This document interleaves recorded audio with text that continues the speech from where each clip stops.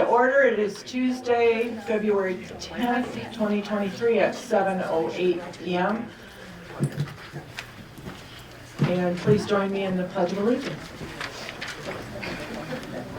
I pledge allegiance to the flag of the United States of America and to the republic for which it stands, one nation, under God, indivisible, with liberty and justice for all.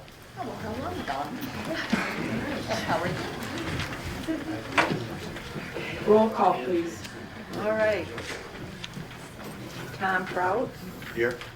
Trudy, Here. Lori. Here. John. Here. Laura, here. We have a quorum. All right. Board member conflict of interest statement. Doesn't appear to be one. Public comment on agenda items. Open at 7:09. Any public comment on agenda items?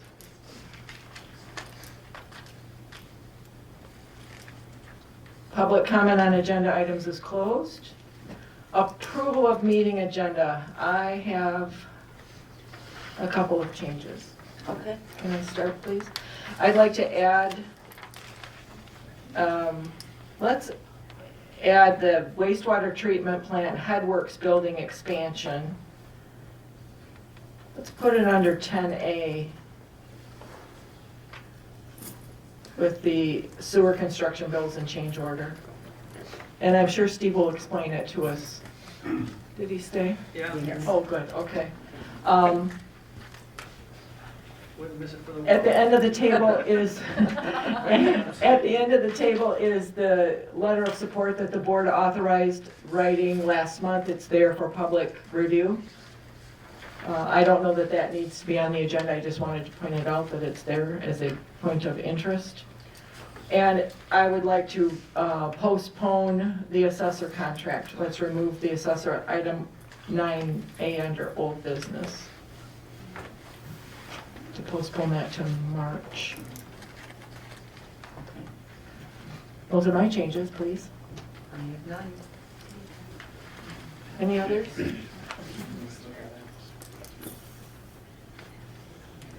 No other changes? Okay, so now I need an approval of the meeting agenda as amended, please. I'll make that motion. Very good. Do we have support? I'll support that motion. Very good. Any additional conversation? All in favor, say aye. Aye. Passes unanimously. Approval of previous minutes from the January 13th meeting.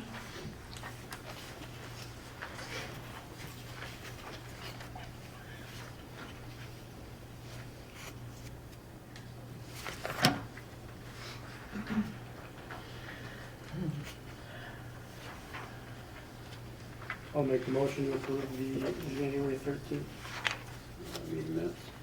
Support? I'll support that. Oh, There you go. there we go, Tom. We'll give you support. And all in favor, say aye.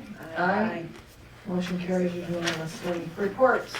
We have with us today a very special person, very important, Joe Berlin from Gabridge and Company. He's our auditor. 2 years running. How many years running, Joe? I'd have to go back to the file and look. I honestly can't remember. I'm too old to remember that much information. Thank you for coming all the way up here. Yeah, glad to be here. I thank the board for the opportunity to be here tonight. Again, my name is Joe Verlin from Gabridge and Company, and the audit process went very smoothly this year. You're fine.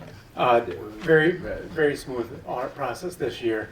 We were able to receive all the information needed in order to be able to conduct the audit, and we confirmed and verified the numbers that were provided to us, and we were able to get everything submitted to Treasury on time this year. So we had a bit of a delay, some challenges in fiscal 24. No such challenges were encountered during fiscal 25, so definitely some significant improvement with regard to the timing and moving through the audit. As a result of that, everything was submitted to Treasury on time, the F-65, the audit report, the qualifying statement, and the township has received its qualified status as of December 31st, 2025, which is essentially a checklist that the Department of Treasury they take a look at various attributes of a local unit of government. As long as everything is checked out and is deemed compliant, the qualified status is granted. So it's always a nice way to kind of verify that things are in good standing with Treasury as of December 31st, 2025. As part of that, what matters more than anything else is found on page 1 of this audit report, and that's where we provide the opinion on the financial statements. And the second paragraph down, we wrote, in our opinion, the financial statements present fairly, in all material respects, the financial position of the township as of June 30, 2025. And this is referred to as a clean opinion on your financial statements. This is the highest level of an opinion that we can provide on your financials.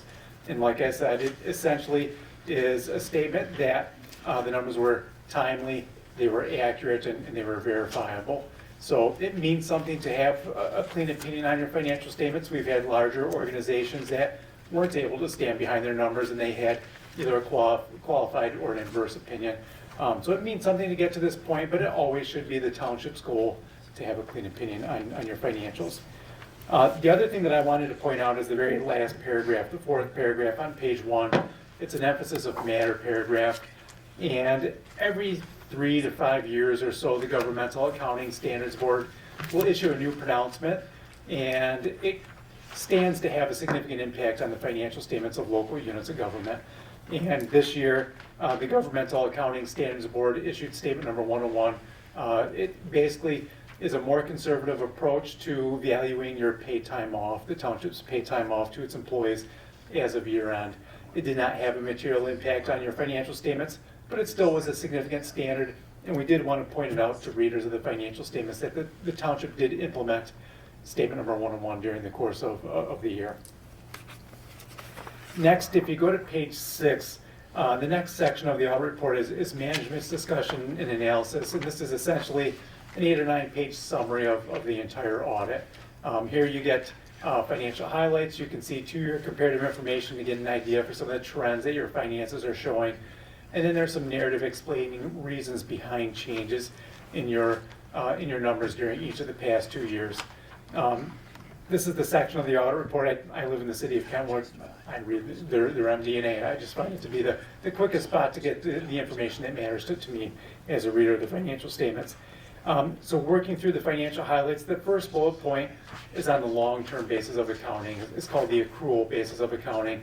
So if we took all the assets of the township, that includes infrastructure, buildings, equipment, sewer system, things of that nature, and we sold all of those assets and we paid all the liabilities, the long-term liabilities, the bonds payable, the net pension liability, there would be about $21 million left over, and that's referred to as net position.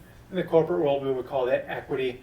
So net position is the residual amount, but that's across all funds, and that includes non-spendable items. You know, you can't spend infrastructure. When we back off the non-spendable items and the restricted amounts across all funds of the township, there's $10,391,257 of unrestricted net position available as of year end. A better representation of what your liquidity was. Again, this is across all funds of the township as of year end. The second bullet point down, the net position number is somewhat theoretical. Obviously, the township has no intention of selling all of its assets and paying its liabilities. But it is nice to know, is your net position improving or is it going backwards over time? And here you can see your net position increased by $10.9 million. And we'll see that over $10 million of that is related to one-time grants and special assessments that were recognized as revenue as part of the sewer project. So it's one time in nature. That's not going to, in a typical year, the township isn't going to have a $10 million increase in your net position. But when we see an increase in your net position, that means your revenues exceeded your expenses during the course of the year. If we normalized it, it'd be more like $300,000 to $500,000, somewhere in that ballpark, when we back off all the things sewer project related, which is more comparable to where the township typically ends up with regard to the change in your net position. Third bullet point, now we're talking about the governmental funds. This is just the governmental funds of the township. We're excluding the sewer fund, and we're looking at your fund balance. I would think of fund balance as being checkbook accounting. What are your immediate resources compared to your immediate obligations? The difference between those two is referred to as fund balance. And as of the end of the year, total fund balance across all of your funds was $2,150,428. And that was a decrease of $31,944 for the 12 months ended June 30, 2025. So in other words, cash out of your governmental funds exceeded the cash in by approximately $32,000 during the course of the year, essentially break even during fiscal 25. And that last bullet point shows the most important element of fund balance in your most important fund. So your general fund is the most important fund. The unassigned fund balance is the most important element of fund balance, because you can use that to cover one-time expenditures. You can use that to cover the day-to-day cost of running and operating the township. So unassigned fund balance came in at $987,658. When we divide that by your annual general fund expenditures and transfers out, you're about 90% funded. So very healthy. Most of our townships are somewhere in the 75 to 100% range, 90%, not too much, not too little. Very healthy financial position as of June 30, 2025. Next, if you go to page 9, we get a look at the comparative assets and liabilities of the township during the past 2 years. And I'm going to focus on the last two columns, which are across all the funds of the township. And just wanted to highlight a couple of items, a couple of line items that did change. The very top one, your cash and investments improved. That's always a good thing. So you had $1.95 million of cash and investments as of June 30, 2024. That number improved by approximately $300,000 up to $2.25 million at June 30, 2025. If you look about a half dozen rows down, you can see in the non-current assets section, the very top row, within your non-current assets is your capital assets. That number increased by $8.4 million, primarily a result of that sewer project being in progress as of year end. So significant amount. I mean, we talked about the $10.9 million increase in your net position. Where did all those resources go? They went into your fixed assets, the sewer project. If you look about 1/3 of the way down the page, the accounts payable increased. June 30, 2024, $315,000. That number increased up to $2.27 million as of June 30, 2025. That's common. That just means that there's unpaid construction payables as of year end. Typically, the contractors will submit their bill in July for June construction progress that was made. So very commonly we see an uptick in accounts payable when there's ongoing projects. And then if you look about 3/4 of the way down, the long-term debt increased from $1.6 million at June 30, 2024 up to $5.6 million as of June 30, 2025, obviously for the sewer project. So the bonds issued to cover those construction costs led to the increase in your long-term debt. Next, if you turn to page 11, we get a look at comparative revenues and expenses. And like I did mention, revenues were up significantly if you look halfway down. Again, focusing on those last two columns across all the funds of the township, your total revenues during fiscal 24 came in right around $3.6 million, and that number increased up to about $14.2 million during fiscal 25, primarily a result of $10.4, almost $10.5 million of non-recurring grant revenues and special assessments. And then if you look 3 rows up from the bottom, the change in net position, 3 rows up from the bottom, the very last column shows about $360,000 increase in the township's net position during fiscal 24 compared to a positive $10.9 million during fiscal 25. Now again, if we normalize the $10.9 million and back off the $10.4 million of one-time revenues, we get very close to where the township was during fiscal 24. So very consistent year-over-year activity when we focus on the recurring items. Now if we go to page 20, we get to the governmental funds of the township, and this is on the modified accrual or the cash basis of accounting. And this shows your general fund, the very first column, total revenues, total expenditures, and then 4 rows up from the bottom, the change in your fund balance in your general fund, which decreased by $102,448 during the course of the year. And then leading to an ending fund balance in your general fund of $10,067,943. Sorry, $1,067,943. And then if you look 4 rows up from the bottom in the very last column, total fund balance decreased by $31,944. So across all the other funds, when we aggregate those together, basically about a $70,000 increase in fund balance across the other funds of the township. So your general fund has a stable fund balance at June 30, 2025. The other funds of the township had about a $70,000 increase in total fund balances during the course of the year. And then just a couple more pages that I wanted to highlight. If you go to page 57, this is the required supplemental section, required supplemental information section of the audit report. And this shows the township's net pension liability. And it's got 10 years of comparative data, just kind of showing where that net pension liability has been and where it's heading. And it always looks like there's a typo, but the MERS Retirement Board has a December 31st, 2024. They have a calendar year end, so the actuarial valuation used in the township's audit report is there's always a 6-month gap. So as of December 31st, 2024, the total pension liability, which is about 1/3 of the way down, was about $4.25 million for the township, and that's in order to cover all the pension obligations to eligible recipients of the pension plan for the township over the next 30-40 years. About $4.25 million will be paid out according to the actuaries, their best estimate. In order to cover that liability, 2/3 of the way down the page, you see the plan fiduciary net position, about $3.5 million. So the total assets that have been set aside by the township to cover that liability equal about $3.5 million. The township continues to go above and beyond, contributing more than what the annual required contribution is. And as a result of that, you can see your funding percentage has improved up to 82.1%.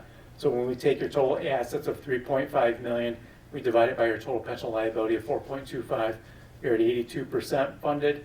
That's up from 72% as of December 31st, 2023. So about a 12-point improvement in the funding percentage, very healthy. Most of our local units are around 75%.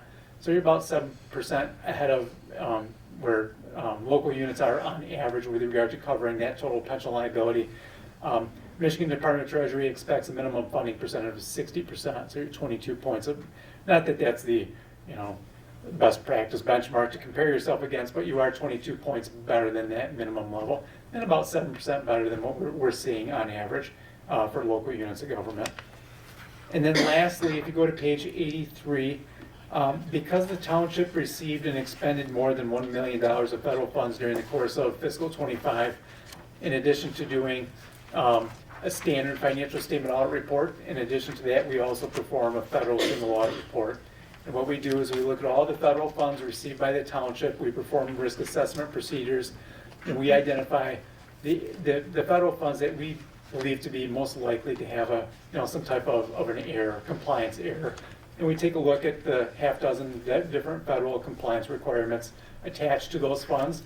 We read through the grant agreements, the loan agreements, we make sure the township is receiving and expending those funds in accordance with those agreements. And we actually issue 2 opinions on these financial statements, one on your standard financial statements, one on the compliance over your major programs. So we found that the township had suitable controls in place over those federal awards to make sure that you were maintaining reasonable levels of compliance over the USDA grants and the USDA loans. And for that reason, we have a second, it doesn't sound flattering, unmodified or clean opinion on compliance over those federal funds. So clean opinion on your financial statements, clean opinion on compliance over your federal funds, and healthy financial position as of June 30, 2025. Those are the highlights that I've got, but I'm certainly happy to take any further questions the board might have.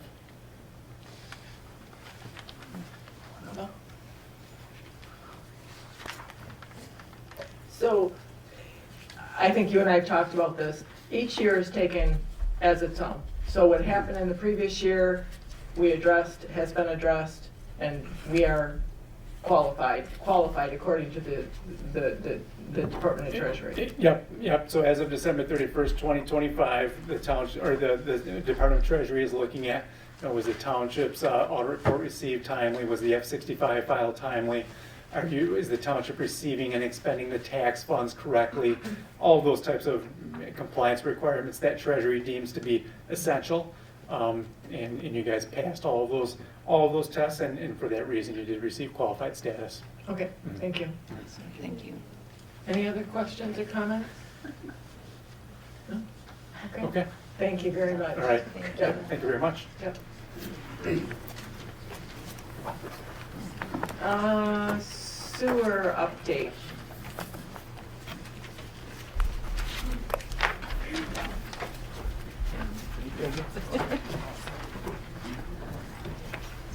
Thanks, Joe. Good night. Thank you. Good evening, Steve Copron from Performance Engineers. I want to start out tonight by just giving you an update how we're looking financing-wise. Phase 1, I went through both Elmer's contract and Matt's contract last week. Most of the items are unit priced, and so even though they're substantially complete and they'll be finishing up in the spring, we'll be doing a closeout change order at that time. Taking, it was so much for this.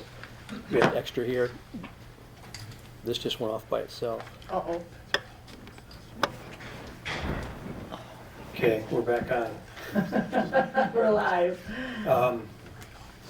And Elmer's, a couple of the big items, we did they hardly had to do any dewatering, which surprised us, but they had to do a lot more of undercutting and bringing in clean sand for fill.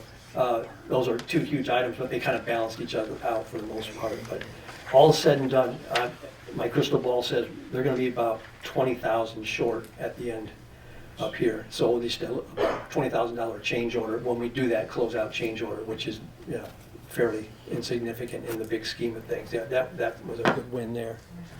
Went off again. Does that mean the battery's dead? Probably, yeah. Do you want to use mine? Sure. Thanks, Jonathan. We've got a bad actor. Thank you. On Matt's side, they still have a lot of the individual grinder pumps to put in, which is going to be, scheduling with homeowners in the spring, so that's going to drag out for a while. But I'm predicting they're going to be about 180,000 to the good. So between the two of them, we're looking at probably 150, 160,000 to the good between those two contracts. Your contingency right now in phase 1 is still at around 168,000. So you're going to be over 300,000. You're going to be over 300,000 when all is said and done with the two phase 1 contracts, which is in a good position to be in. And on phase 2, Walton's only 20% into their first contract. They haven't even started their second contract. But phase 2 also does have that extra $1 million. Right now you have 259,000 in your contingency in phase 2. So I wanted to let you know where we're coming from financially. Things are looking fairly positive. One thing that Trudy has on for tonight, and I'll stick around as long as you need me to answer any questions on it. When we did the bids for all 5 contracts 2 years ago, the plant especially came in much higher than we thought, and we ended up having to go back out for bids on that one after taking out several items, including the addition to the building for more lab space, for bulk storage, for the chemicals, and some additional storage space as well. But when the $1 million came through in the supplemental funding from EPA for the $3.5 million grant, so it's now $4.5 million. The intent was, and Trudy verified this by going back and looking at the minutes from November of 2024. One was to pay back, hopefully the financial position would be that the township could be paid back, because I missed a part. When they awarded all those contracts, there wasn't enough for a contingency for phase 1. So the township fronted that basically, with the hopes that they wouldn't have to spend it. And so we spent it down, but now we're putting some back. So you'll be able to get that back. But also to put the addition back in with that work for the storage and for the bulk chemical and the lab space and that. And there's several other items, and also including the preliminary engineering work for preliminary engineering report for phase 3.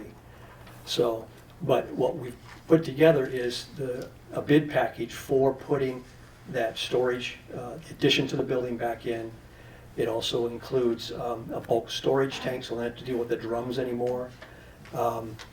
We've also included a 30 by 40 just pole barn a little bit a ways away from the building there. Some people call it cold storage. I spent 20 years in Alaska. Cold storage was an expensive storage building with freezers and that for the fish. So I call it unheated storage building. So I'm missing something. It's for the screen. Yes. Also, the screen that broke 3 years ago, and the board at that time made the decision that they would defer that, hoping that it could be put back in when we got the $1 million. And there is language in that $1 million grant scope for allowing that.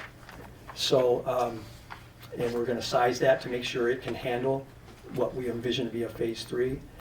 The bulk storage chemicals, we had a meeting yesterday to kind of refine that with the operator to make sure that is going to be good enough for a future phase 3. So we've got the draft package together. The drawings need to be tweaked after we had our meeting yesterday, so we're going to be doing that in the next week or so. I've got a little bit more cleanup work on the specification for the screen. But the next step is for the board to basically bless the scope of this bid package. Once we have that, we can send it to USDA and EPA to get their concurrence that it meets all the requirements. I don't know, last month I showed you the specification, because it's a federal project with the federal money, it's about that thick. And they go through all of that stuff looking for all the special words that they have every, here and there. And then once they approve that, then we can go out for bids. Has to be out on the street for 30 days, has to be advertised in the paper of record, which here now is the Sheboygan paper. It's basically a 6-month project, because the screen's going to be about a 5-month lead time from when they order it to when it comes in. It won't be that bad putting it in. But we want to get that all done this summer. So if we get the go-ahead tonight to continue on, then we'll finish up the tweaks that we talked about yesterday in our meeting, and then we'll button it up and get it off to USDA and hopefully get their blessing on it. So, but this will be the first big chunk coming out of that $1 million. Yeah. And once those bids come in, then we'll know how much is left for the other items. So. Yeah. Questions on that? So is phase 3, future phase 3, you're talking about as a different district, above and beyond the sewer plant and phase 1 and 2 Right. residential? Right, which most people, I think, kind of assume it's going to be to the northeast here on the other side of the highway and on the other side of the river. But that has to be established through the whole petition SAD project as to exactly what it's going to be. But from experience, about 200 hookups is the sweet spot, both for expanding the plant and for getting the funding chunks of that size out of the feds and that. And our plant will be able to handle that, we won't have to do an addition to the plant if and when that... No, there'll be an addition, but we're going to make sure the screen is, if we put the screen in now, it'll be sized to handle that. Okay. The chemical storage is sized for that. When phase 3 comes on, you'll need some more rapid infiltration basins. That's the big sand pits out there. Right now you've got 5, and when they did the original project, they made sure there was enough of those to handle this phase 1 and 2 that we're wrapping up now. You'll probably need some more ribs.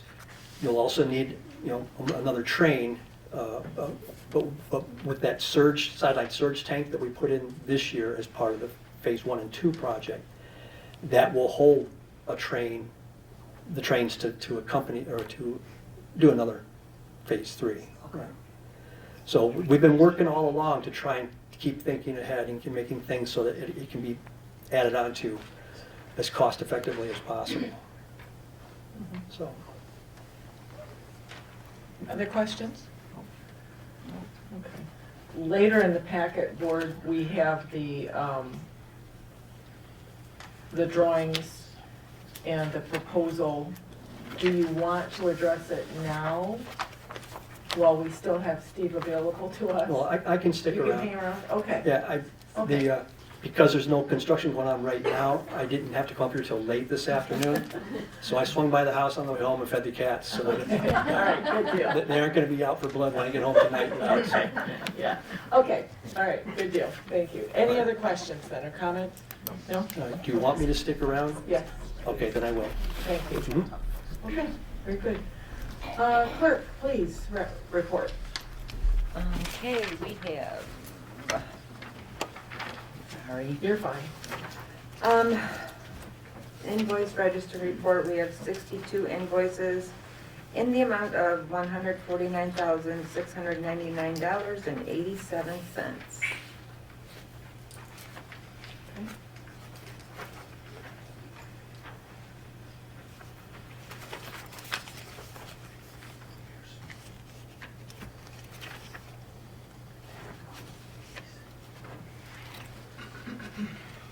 Any questions on the invoice register, the check register, payroll register, check register for payroll, I should say, or the revenue and expenditure report that's included as well?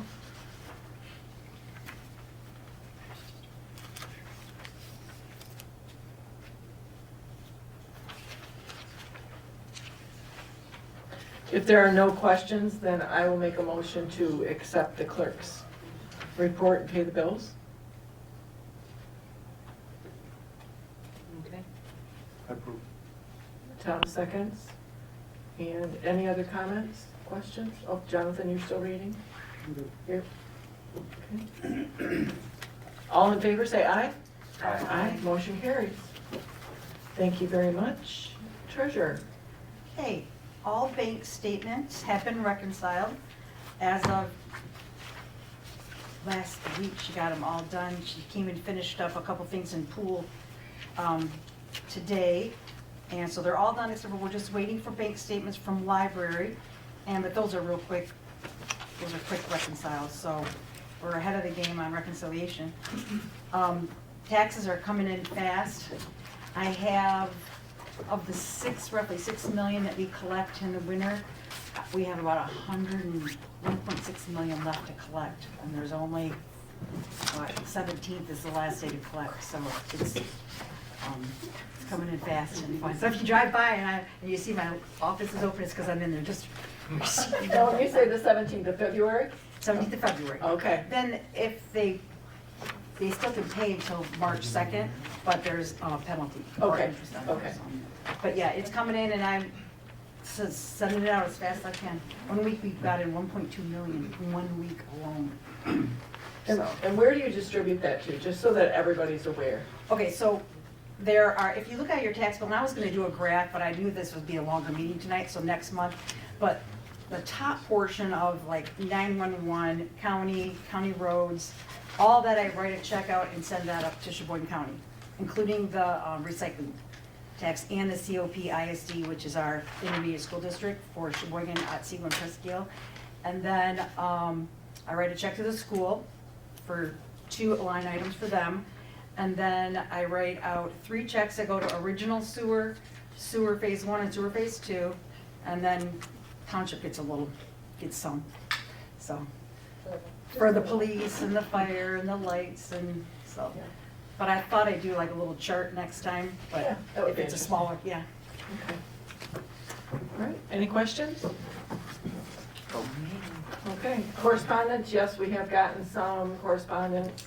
Airport is closed, it's still being cloud maintained, but the,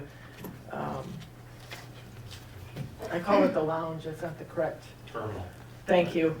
That has been, that's open, but the pipes are drained and all that, so anyways. Anyone know if there's people flying in and out of there? Have you seen, Tom? There could be. Yeah, could be, It's, okay. as long as they plow it and they're able to see the.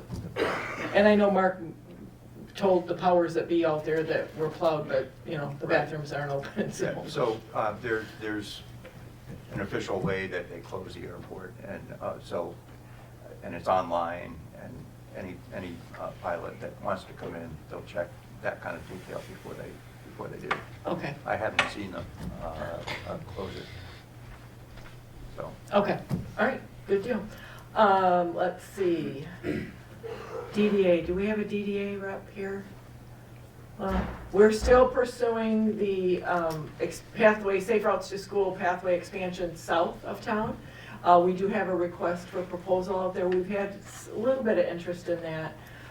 So we are still trying to push ahead on that. Dan and I watched a presentation from State of Michigan regarding grants. Some discussion there. We'll probably bring it up at the next DDA meeting, whether or not to pursue that. Anyway. FOIA, before we get there, assessor, Doug is doing really well. For those of you that may not know, our regular full-time assessor, Doug Kuiper, had heart surgery in December. He's doing really, really well. He is now driving some.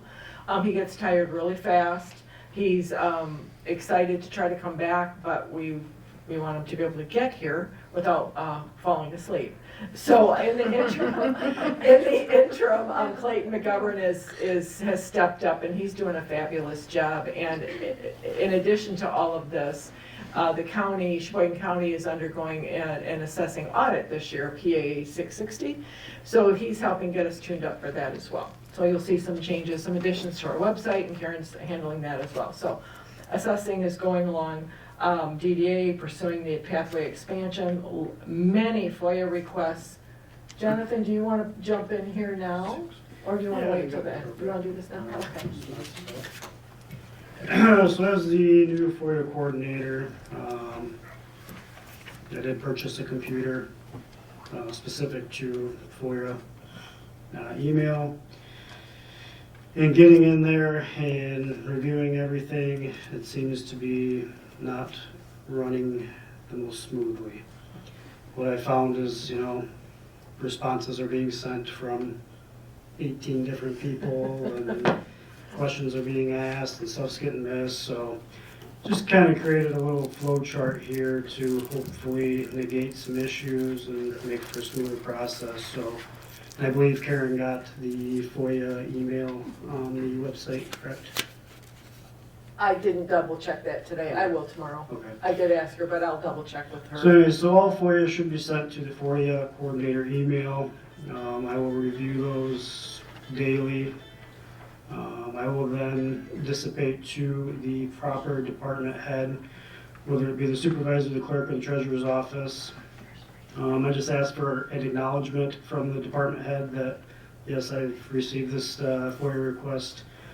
Gather the requested information, place it into the shared folder under the respondent name. I will, as soon as I receive a FOIA request, I will go into the shared folder and create a file under their name. If they've already requested one, I'll do a date under their name.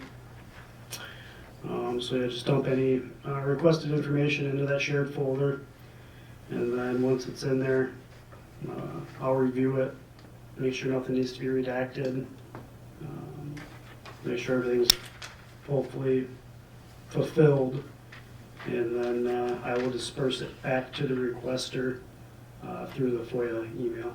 Okay. I mean, does that make sense for everybody? I just have a question. Yeah.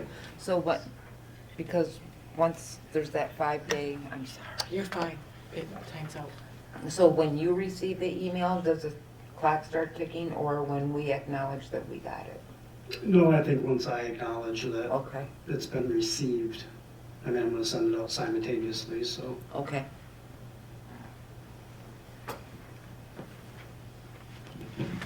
And then if there are costs involved, do you want us to fill out that, do we have a form, a multi-page form, and we can put that in the shared folder along with our data? Yeah. Okay, perfect. So hopefully that helps things run a little smoother and a little happier. Sounds good. Okay, thank you. Kelsey, Rutkowski.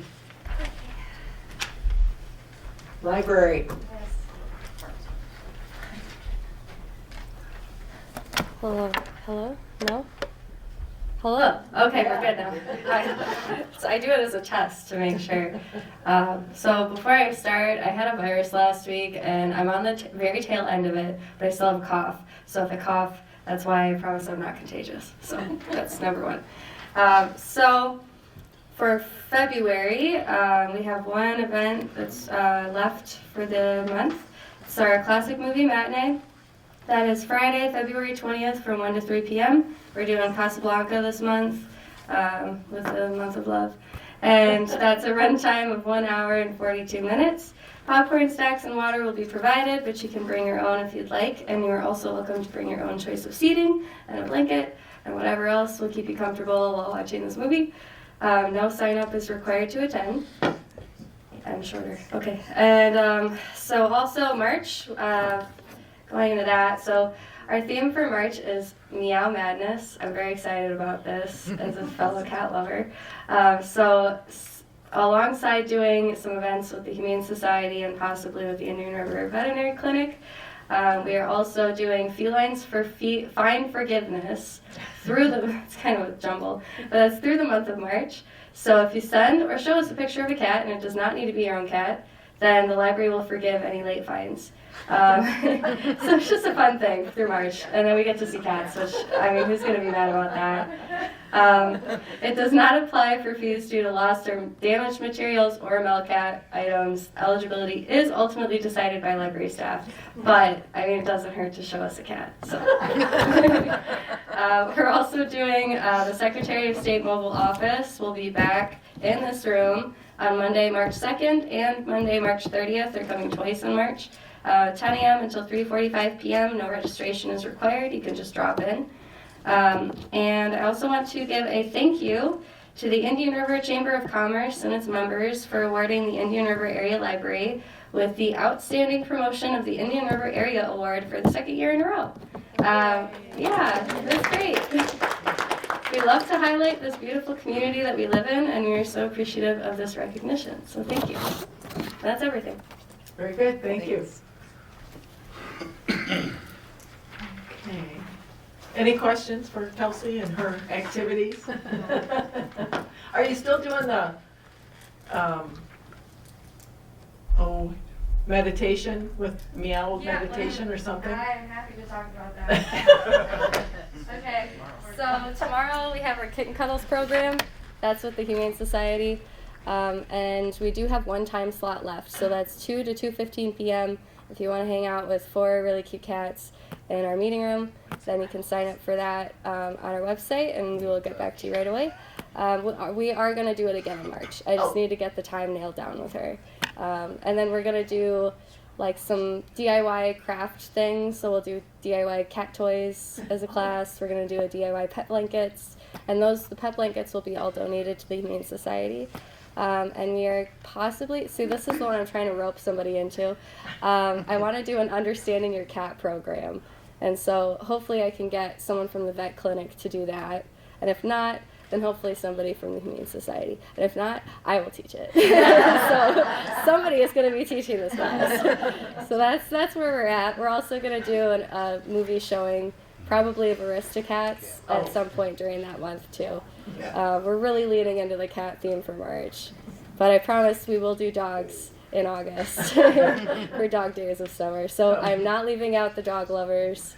We're also going to do a vote during the month where you can vote for whether you like cats or dogs more. Just a fun little, we'll see at the end of the day what the community likes the most. So I know what my vote's going to be, and I bet you can guess it too. All right, and that's everything. Thank you. Thanks, Kelsey. Okay. Parks, Ms. Cole.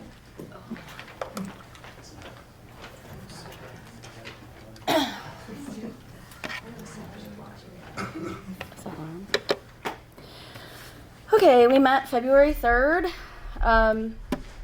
There have been concerns brought to our attention about people parking at the trailhead with a truck and trailer and blocking it. So we just wanted to bring that to the board's attention. Don't know if we can look into it or just keep an eye on it. It was a concern. So we had asked the board to approve us hiring Leonard for the Parks Commission, or for the Parks and he declined the position.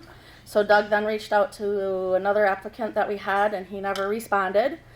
In the meantime, Vinny Carinello, he's a young man who had worked for us, and then he went off to college, but he's back, and he reached out to Tom and then Doug, and so we decided Doug just hired him full-time. Kind of works out good because there's a couple days a week he can't work, but he can do the Saturdays and Sundays then because he's available on the weekends, and then Doug doesn't have to. We did get the new tractor, and Doug said it works great.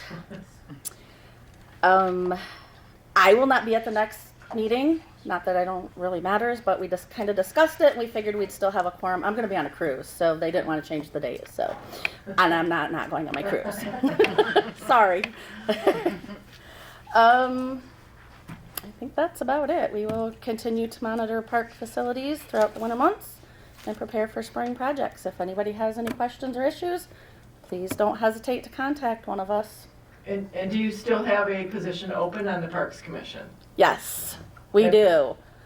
And when are your meetings? The first Tuesday of the month at 6 o'clock here. We actually had 2 people in attendance out in the audience this meeting, only because it was the president and vice president of Little League, and we were going over what we needed, what they expected of us, what we expect of them. We never have any attendance, so we would really appreciate people coming also. I mean, our parks are a huge part of this township. I grew up here, so I've always been taken advantage of them.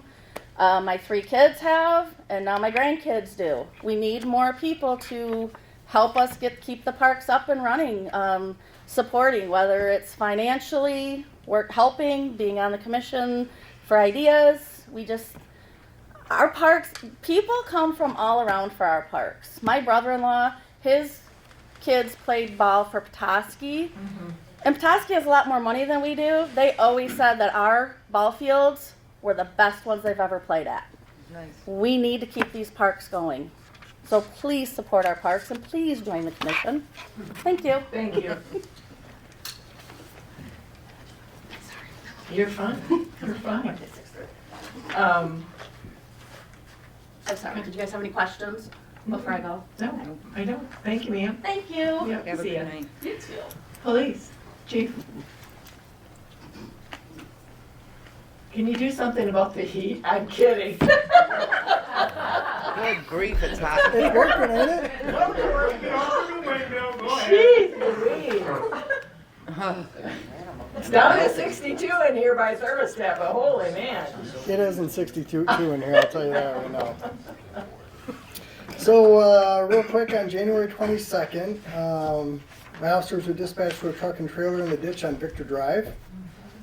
Upon arrival, there was nobody around the vehicle. Later, the officers discovered that the trailer and the 2 snowmobiles that were in the trailer were stolen from a residence on Victor Drive. With the help of local residents, local businesses, and their surveillance footage, we were actually able to track that suspect all the way through town. We did obtain a very good photograph of him, and he was identified. And ultimately, the suspect was identified. We made 2 arrests in the case, a 33-year-old man and a 32-year-old female from Mansalona, Michigan. And Well done. the residents got their property back. So. Good, good. Thank you for that. Yeah. We interviewed 3 candidates on January 30th for our full-time position. Out of the 3 candidates, we decided to hire a young man by the name of Jackson Mesner. He is currently in Police Academy at Lake Superior State University. He will be graduating at the end of June. He's 21 years old, very, very nice young man, lives in Harbor Springs. So we're definitely looking forward to having him join our team. Other than that, that's about all I have for the month. Good. Any questions? And hopefully we'll get the boilers going in the next week or 2. Again. It's gonna be spring. Oh, the gift that then we're gonna be off and running with the air conditioning. Right. All right, we'll start bringing in black ice. Any questions? No, thank you, sir. Okay, on to old business. the assessor contract will wait. 2026 fireworks, again, revisit it. That's not me, it's Jonathan. All right, so I reached out and secured the date of July 5th through Great Lakes Fireworks with a makeup date of July 6th. I did attempt to reach out to some more vendors with no response. I didn't catch the name of who it was, but if they're in the audience or listening on the live stream, I did have a call from a from a man who owns a firework company in Florida and Pennsylvania that actually has a part-time residence here. So his neighbor reached out to him and kind of explained the situation. Unfortunately, he was all booked, like all others, but certainly we'll contact him in the future. So I guess that I ask, Great Lakes Fireworks is asking for 50% down. I believe the due date was at the end of the month.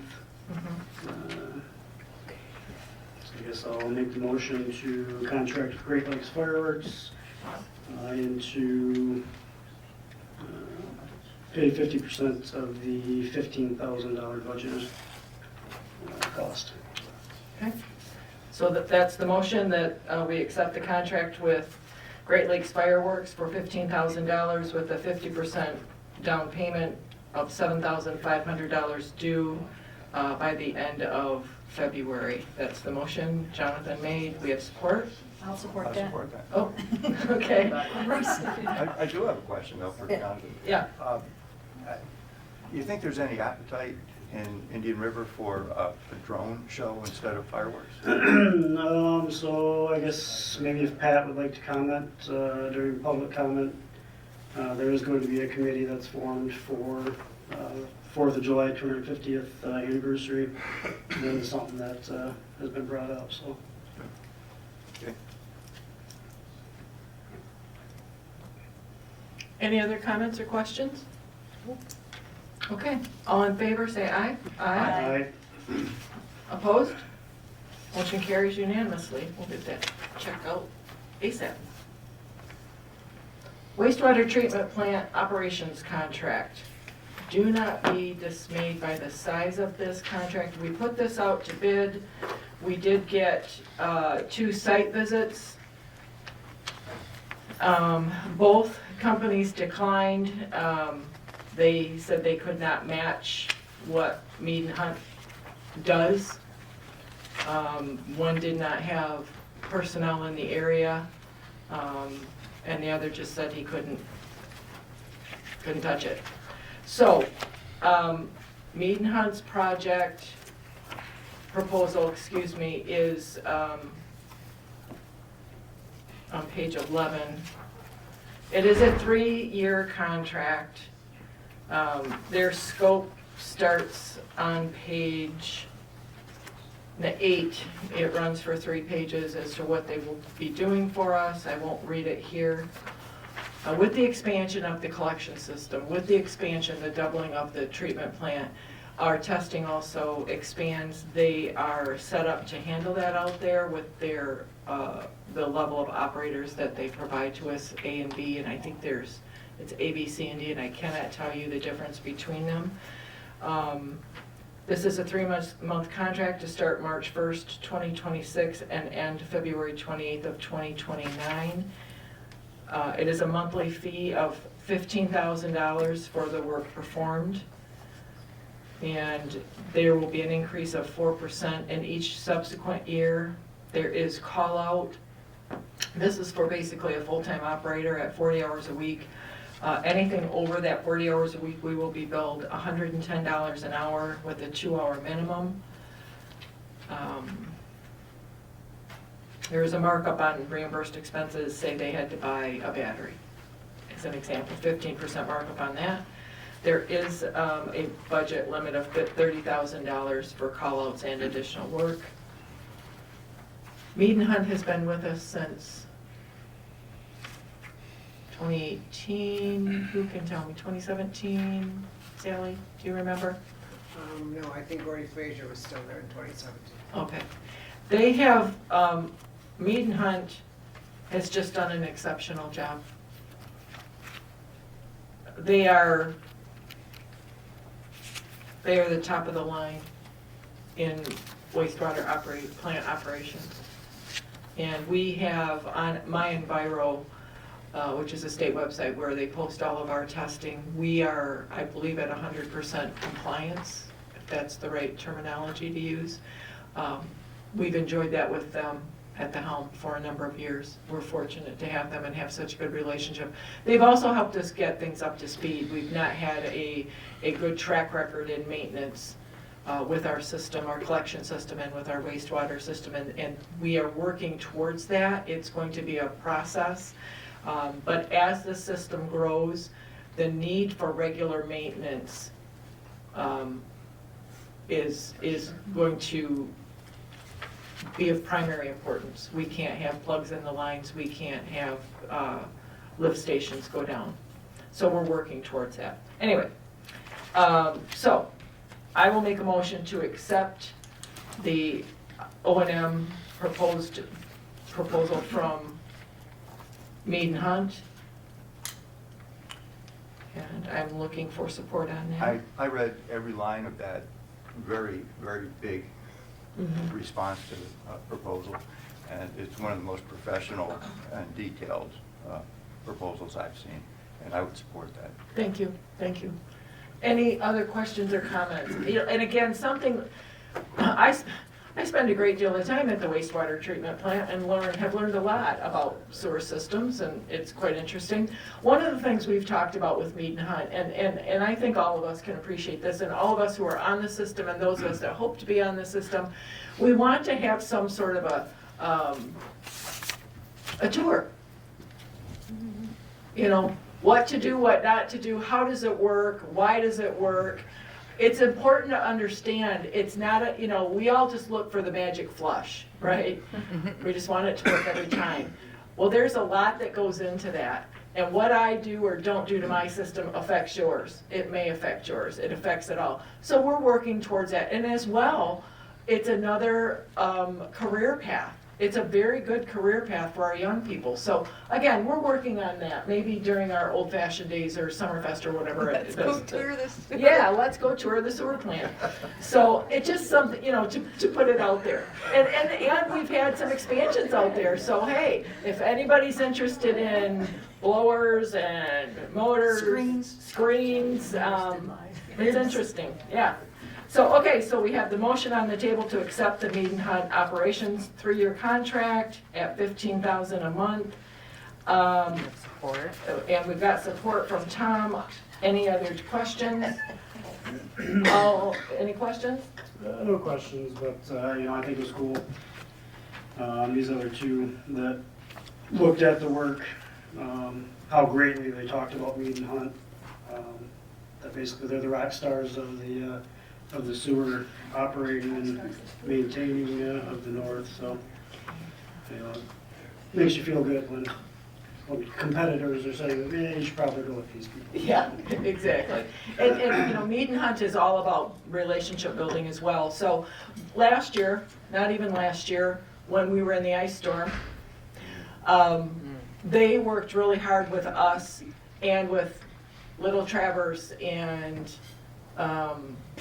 the casino and I think Kalkaska, and we were all in the same boat. Nobody had power, nobody had generators, and we were all needing something to keep the sewage from backing up on the ground. So they helped us and we helped other communities, and that's very valuable.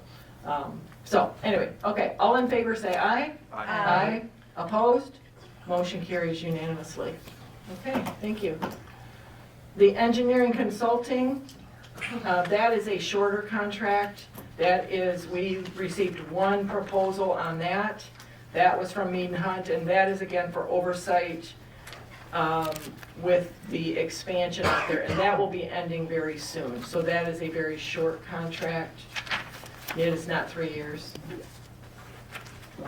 And there's a limit on that budget as well. Let me find it. And again, it's just oversight on the expansion. It's on an as-needed basis. We don't pay anything unless and until we use their service. It goes to a higher level of engineer to oversee any designs out there. Or to say, hey, does this look, is this the way you do it? Kind of thing. And the budget is limited to $10,000.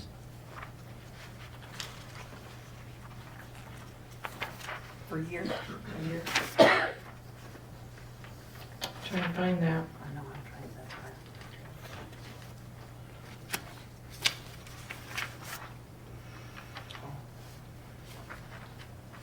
Did you find it?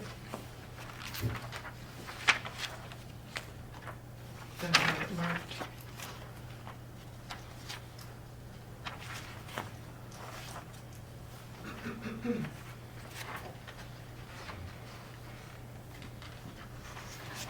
Oh, yes.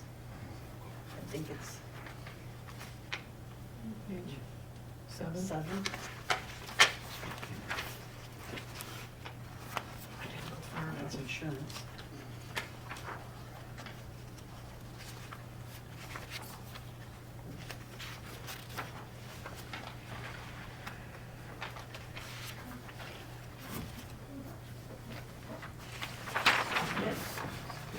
That's the permit.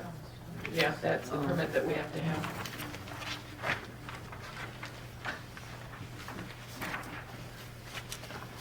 Oh, come on.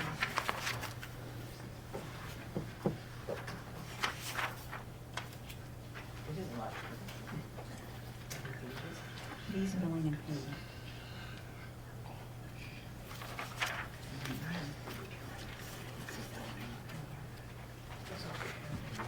I don't see it.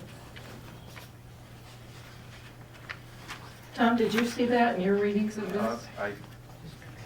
Not in that proposal, no.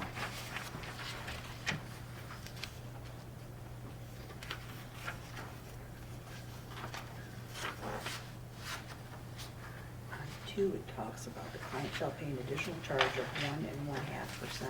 That's if it's late, the payment is late. I don't see it, I'm sorry, I apologize, board. Oh, no. Mm-mm. She talks about- Scope of work. I don't see it. But we don't pay anything unless we need their help. Correct. Okay. So I can table this and bring it back in March.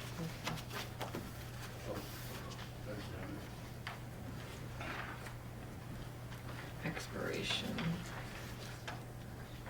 date, okay.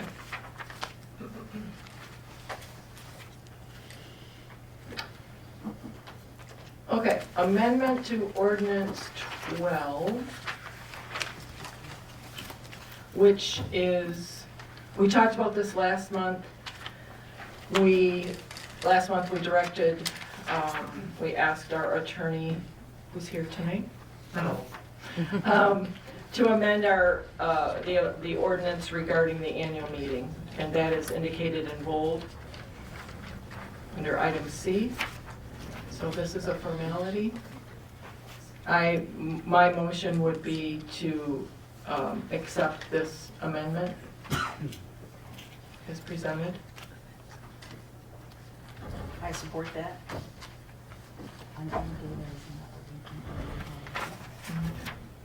So basically, it changes it from a Saturday to any day that is not a weekend or a major holiday. So the motion is to accept the amendment. Excuse me, there is support. Any questions? Nope. Are you good? Oh, Yeah? that's good. Okay, all in favor, say aye. Aye. Aye. Opposed? Motion carries unanimously. Sorry to stand up, but I grew up here, so I feel like I gotta Yeah, do. We typically do roll calls for ordinance amendments. Yes, thank you. Yes. Yes. Do a roll call Yes, vote? ma'am. Yes, thank you, Rob. Tom, Yes. Trudy, Yes. Lori, Yes. John, Yes. Laura, yes. Motion carries unanimously. Roll call vote on that. Thank you, Rob. Okay. Amend policy, this is, this is a policy change, policy 2.19, public participation. The policy, the current policy is on the reverse side of your cover sheet. You want to take a minute and read what is we presently have?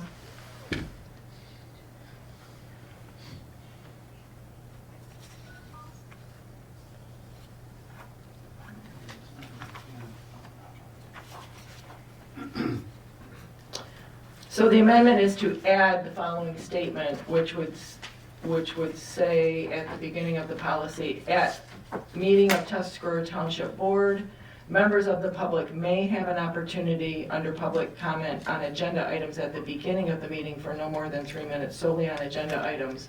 And then it would go on to say, members of the public shall have an opportunity under public comment at the end of the meeting to address the board on any matter for no more than 3 minutes. So it adds an additional, may add an additional public comment period.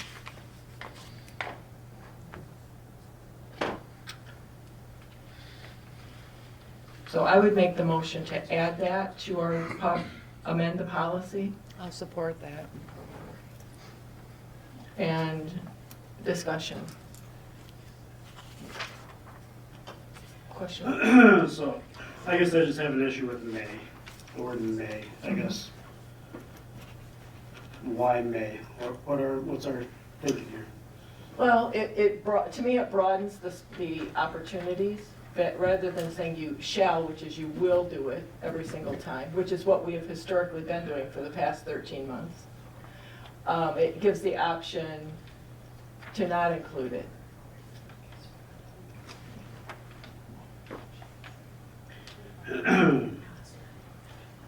It's not law. The law says you have to have it at the end of the meeting. Sure. I guess I would feel more comfortable with it. Reading at meeting of the Tuscarora Township Board, members of the public. Shall, will, meaning Will have the opportunity. So you want a mandated, always at the beginning and always at the end? I think so. I think a lot of, not that there's been a whole lot of agenda comment, but I think it does affect me personally. If someone comes up and says, I think XYZ should be done, and I'm thinking ABC, maybe I didn't think of XYZ, and I like XYZ better than I liked ABC, so, I think it gives an opportunity to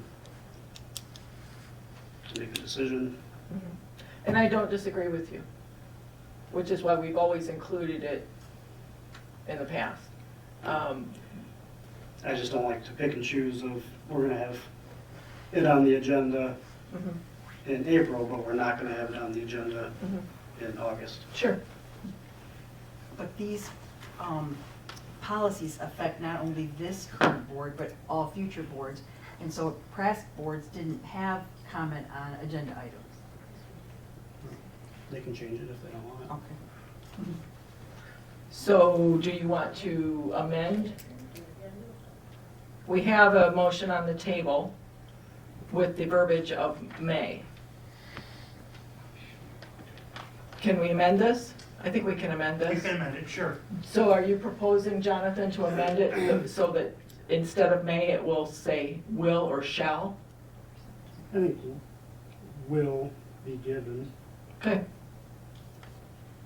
an opportunity under public comment on agenda. Will be given and take out. Okay. All right. So replace may have with will be given. Or will have an opportunity. Yep. Is that, will have an opportunity? Is that okay with you? Yeah. All right, so the new amended motion is to change the verbiage to say at a meeting of Tuscarora Township, at meeting,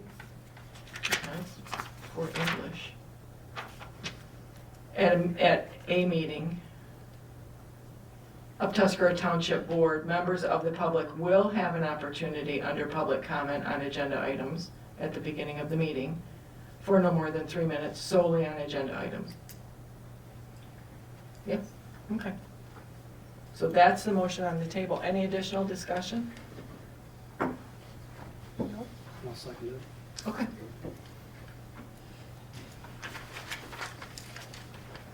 All in favor say aye. Aye. Aye. Motion carries unanimously. Okay. Trout Town Resort, the public comment, the public support is included for the public's enjoyment and review. Letter of support that the board agreed to write and support of this project is at the end of the table for anyone who has not yet seen it. That's more of an informational item. Sewer, new business. This is the building expansion. We heard Steve earlier, we have no bills, it's winter time. He's been scrubbing the finances. I believe the board, you all have a copy of the drawing that's being worked on with changes. We met yesterday for 3 hours to go over this. The third page down, you'll see it's drawing C302. The lower left corner is the actual addition with the chem storage tank. The 3-page addition is the smaller tank information.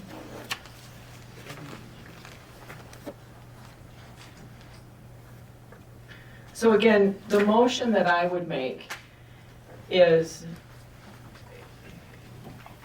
that once the drawings and specs and the contract documents have been completed by performance, that the board authorizes the supervisor to submit the drawings to USDA and EPA for review. That's the first step. And once it's been approved by the USDA and the EPA, then the project goes out for bid for 30 days. And the bid will include the headworks addition, the building addition, which includes the tank, the replacement screen, which again will handle any additional collection system additions that we have, the standalone unheated storage building. And then once those, after 30 days, once those bids are reviewed and accepted, then we will start that, and that's 180 days, right, Steve? That's what I've got it drafted as, yes. Yeah. And then that will be the first draw of the EPA supplemental $1 million grant. So the ask is to allow me to go ahead and send this off to the USDA and the EPA once the drawings and the specs and contract documents come back from performance. I will make that motion to give the supervisor permission to submit these drawings off to the USDA and EPA once the bids are back and you have this finished from Ordinance Engineering. Okay. So again, it will just go to USDA and EPA for them to look at and make sure it ticks all their boxes, and then we'll get it out for bid. Okay. And then it'll all come back for the board to review and Okay. pick and choose. Okay? So that's the motion on the table? Is it- Second it. Tom, thank you. Okay, thank you. Comments? Questions? Steve is in the back to help us if we have questions. Need clarifications? No? Okay, all in favor, say aye. Aye. Opposed, motion carries. Thank you, board. Okay. Lost my agenda. Okay. FOIA appeal. Madam Supervisor, may I approach the podium just to easier answer questions? Yes, sir. Thank you.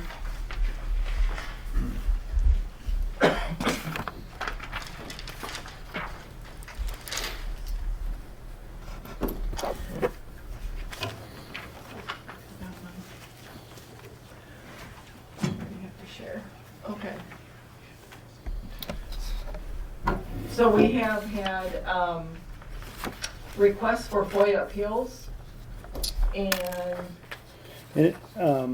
First, I'll introduce myself, Robert Huth. I represent the township as township attorney, here to help the board on these 3 appeal matters.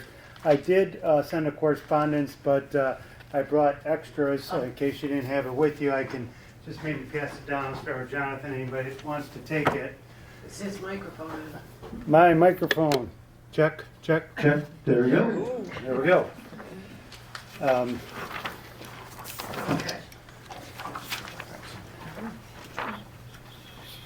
So I don't want to play the role of township supervisor or board, but what I have seen a way to handle these is we now have 3 appeals in front of us this evening.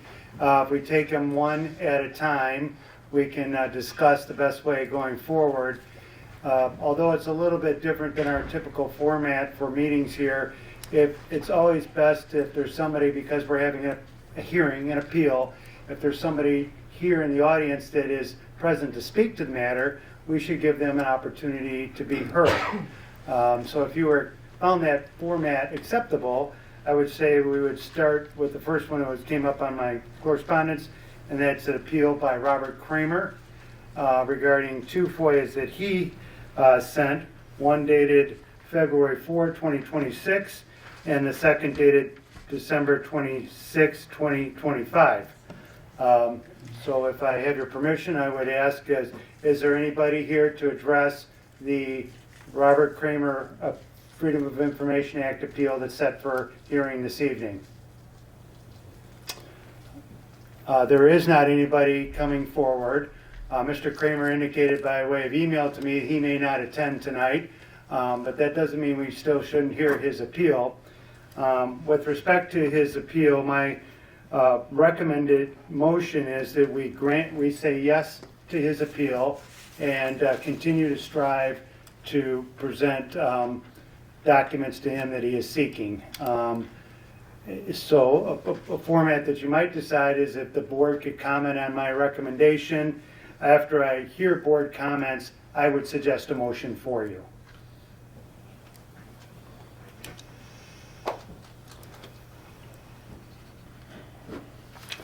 So, Mr. Kramer confirmed it by way of email to me, 2 points. First, he's looking for a comprehensive search of all Treasury correspondence. Is that still on? no. Oh, what's going on? There you go.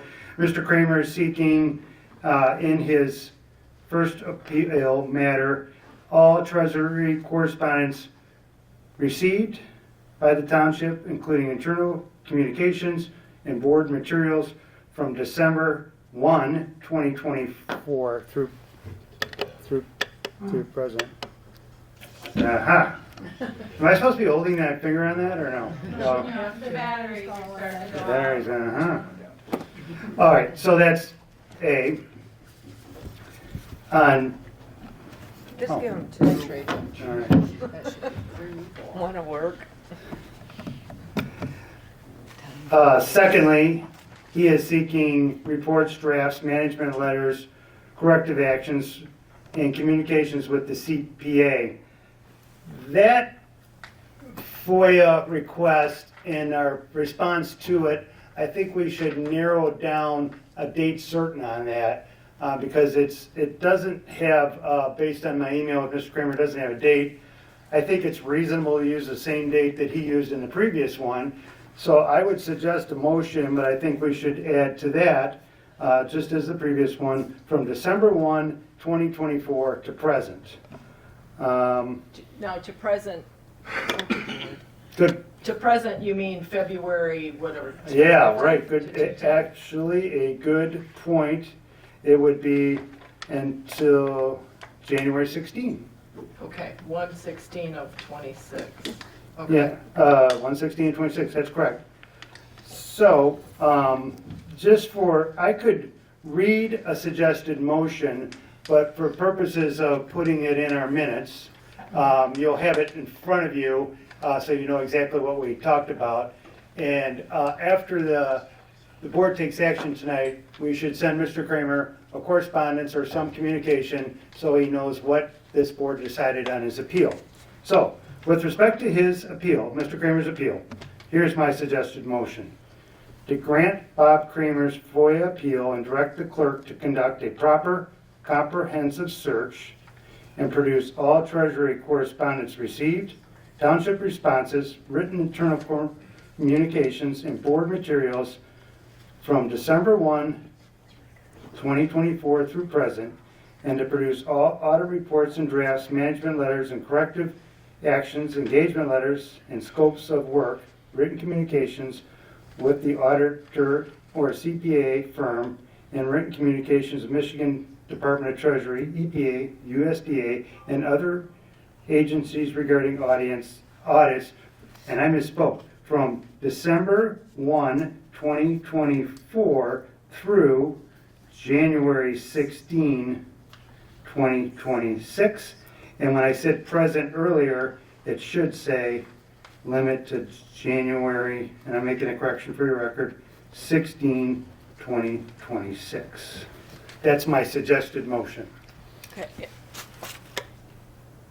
And when you were reading that, Rob, you mentioned Michigan Treasury, EPA, USDA, and other agencies. Here, should we say and, or, does it matter? And Well, or?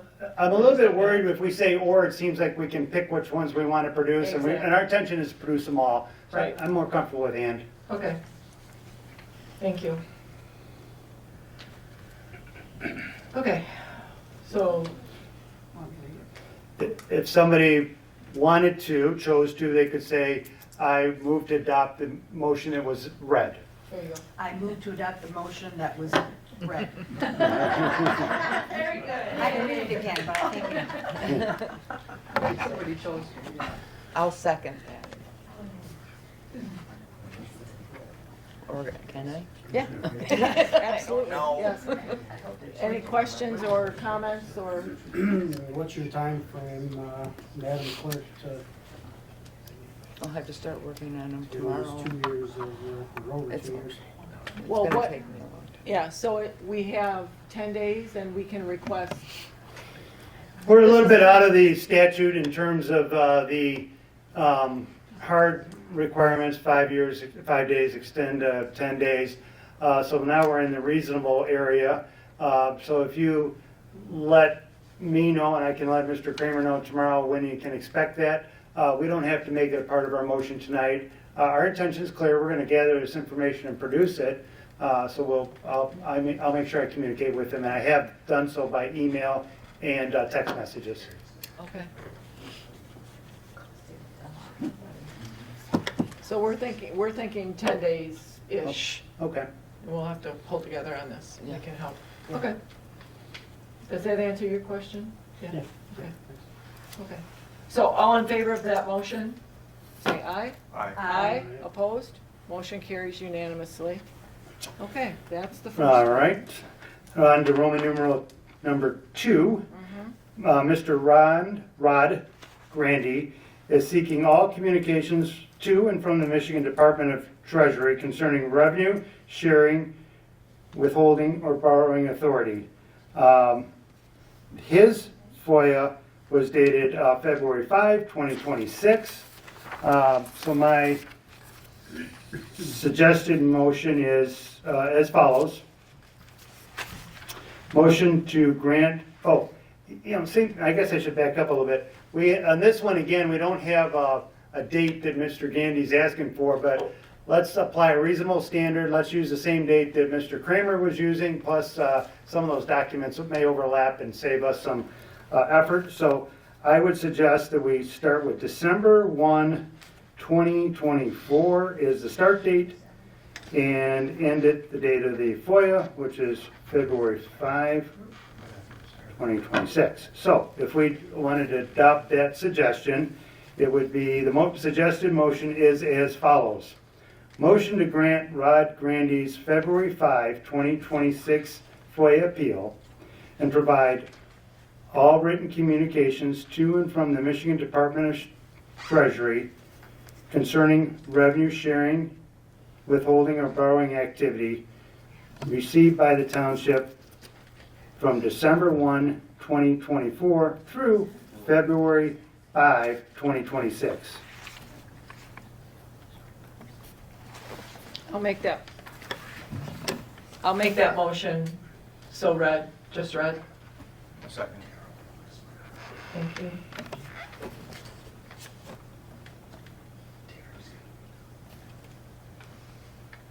Any questions? Do we not, have we sent some information on this for a request already? Yes, we have. That's what I thought. Okay. So that's a fabulous question. I mean, and what the way these cases talk about FOIA is that they realize that municipalities start producing, see that there's an appeal coming, and continue to work to find documents. So it's not what we're doing here is, hey, we have this. The requester says, I'm not satisfied with that. We can continue to work to provide documents, and that shows that, you know, our good faith, we're trying to comply. So we gave some, we're going to give some more. Okay.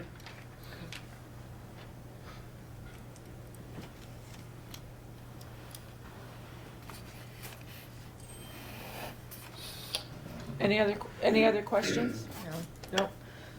Okay, so, motion on the table is the motion as read. Support from Tom, all in favor, say aye. Aye. Opposed, motion carries. And on to 3. On to Roman numeral 3. Here, Mr. Henry Herpel is seeking a formal FOIA appeal regarding communications with the township CPA, Certified Public Accountant. We initially denied this request. I frankly was the one that suggested that we deny it. And the reason for that was we had communications that came from the CPA that said confidential, privileged. In a lot of aspects of the law, that's a recognized privilege. You don't have to tell somebody what your CPA told you. It's confidential. But in FOIA, the cases are on both sides. So I think best is to move forward and give these documents. In the meantime, as I understand it from Clerk Decker, that the CPA has said okay to turn these records over. So we made a decision, looked at it further, decided we're going to reverse our decision. So my recommendation is that we go ahead and put a date on this one too, just to keep it consistent. My suggested motion is to grant Henry Herpel FOIA appeal dated January 30, 2026, and produce all written records written records involving written communications with the township CPA from December 1, 2024 through, was his FOIA dated January 30, or did I get that wrong? What was his date of his FOIA? This was just this current year, the W-2s and W-3s and Oh, all that stuff. As I remember it, it wasn't as encompassing and as okay. wrong. So thank you for that then. So I think the reasonable motion would be to grant the appeal for information dated from January 1, 2026 through January 30, 2026.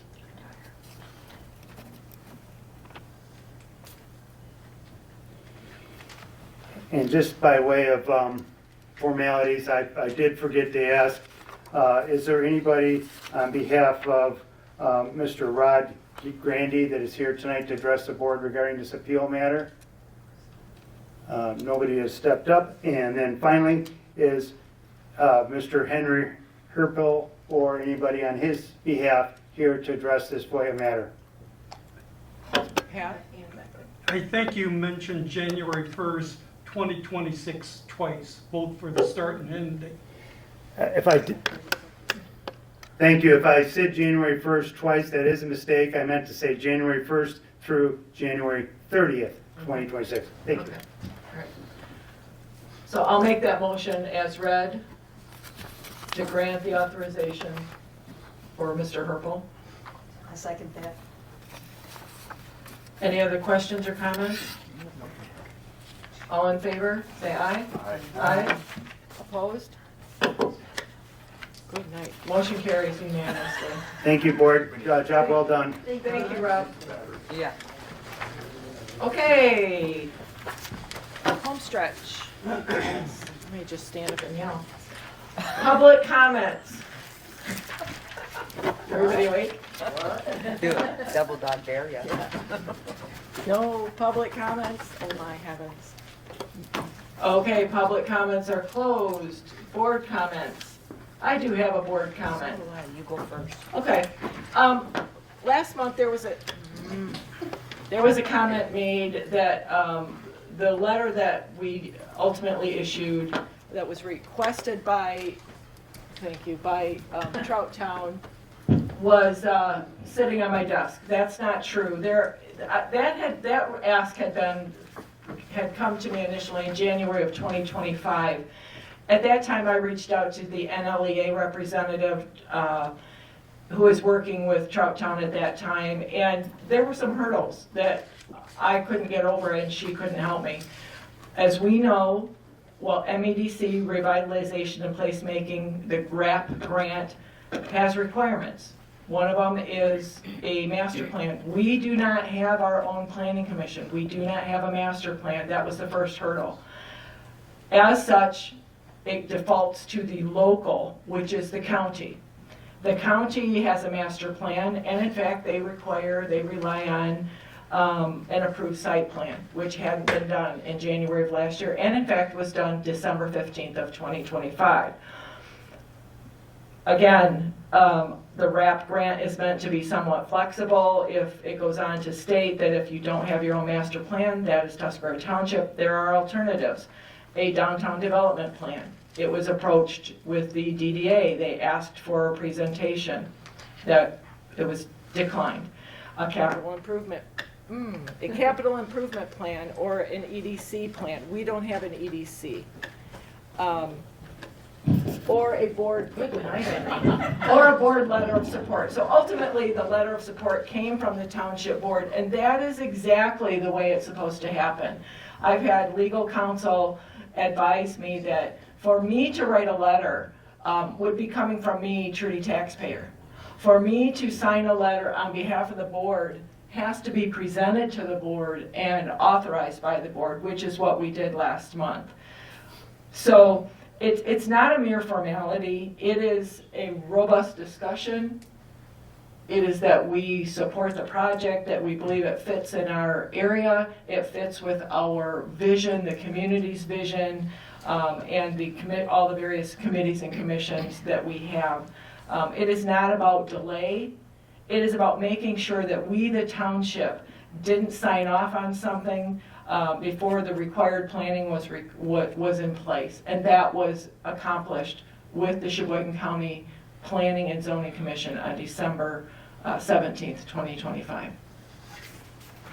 Thank you. It doesn't. Okay, first I just want to take a minute to welcome Mr. Prout to the board. This is his first meeting. Welcome. Well, how'd you do? You were gentle with him. Except it's warm in here. Yeah, it is kind of warm. And then I just want to make a quick comment. I'm not real good at. You're fine. You're fine. I think I can speak for the entire board. Right? I just want to say thank you to everyone who's reached out with kind words and support for the trustees. Well, the trustees, and I wrote this on my lunch, you can see, we do receive a small stipend, but the role, as some of you know, who previously served on the board, it still takes a lot of time, effort, and patience.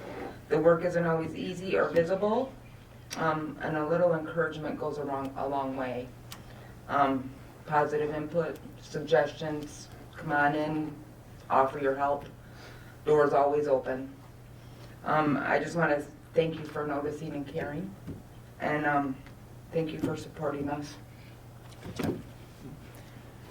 Any other board comments? Let's go get a beer. Any other board comments? Motion to adjourn at 8:40.